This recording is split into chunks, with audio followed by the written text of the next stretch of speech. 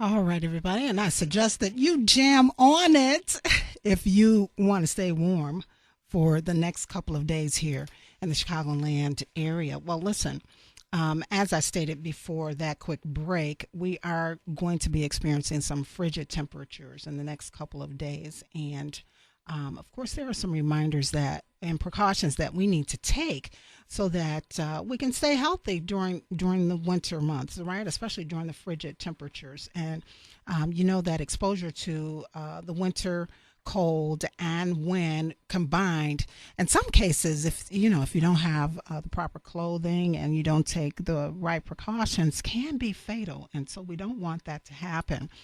Now, there's this thing called hypothermia. I know you've heard of it. It's a term that's generally used to describe illnesses brought on by winter weather exposure.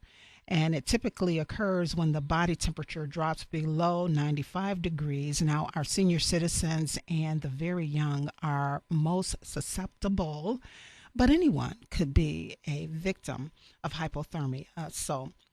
We want to make sure that people who especially fall into those categories or who may even have compromised immunity or other significant health concerns, that you face the cold weather with some intelligence. So, people with chronic circulatory diseases, diabetes, and other debilitating conditions should consider avoiding trips outdoors when the temperatures fall below zero and when the wind chills are factored in to make the temperatures even more dangerous on exposed skin.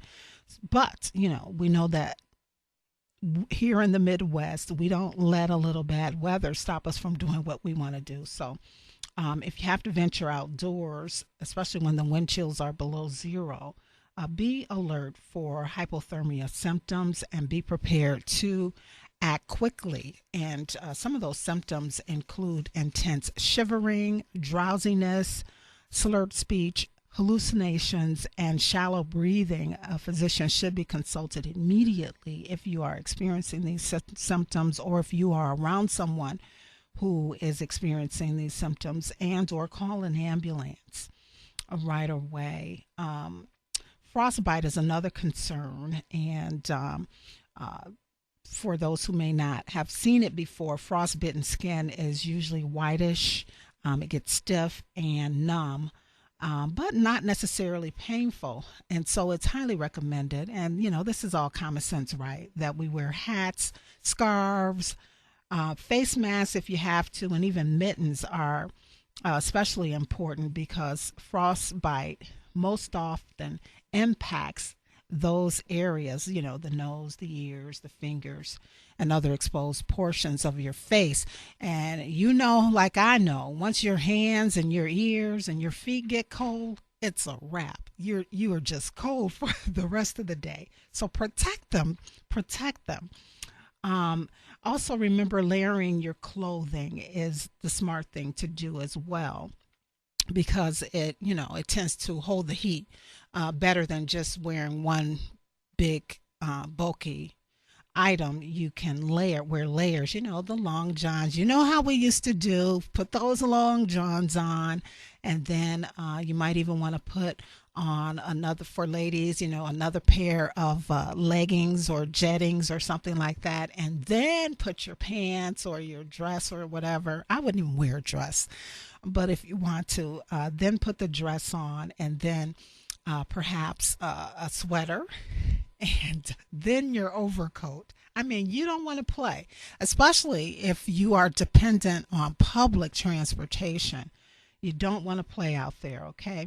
And the reason that the mittens are better than gloves is because with the mittens, you can sort of, ball your fist up in the mittens and try to keep them warm that way. Now, if you do experience frostbite, you treat the frostbitten skin with warm water for 20 to 40 minutes and then seek medical attention immediately. And remember that exposure to frigid temperatures can be deadly. Now, if you want more information on these safe practices or tips for this extreme cold weather that we are experiencing here in the state of Illinois, or if you're even somewhere else, you can go to www.idph.state.il.us/public, and then there should be some options there for winter information. All right. Again, that's the Illinois Department of Human Services, Public Health. I'm sorry, Illinois Department of Public Health.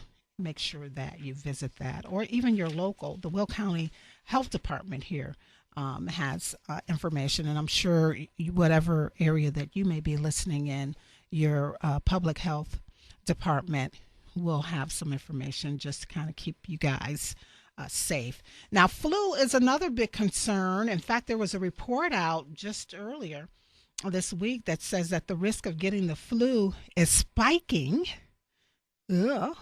And, around the Chicagoland area, they're saying that the hospitals and healthcare facilities are saying that they're seeing an increase for the 7th week in a row in terms of patients coming in with flu symptoms now.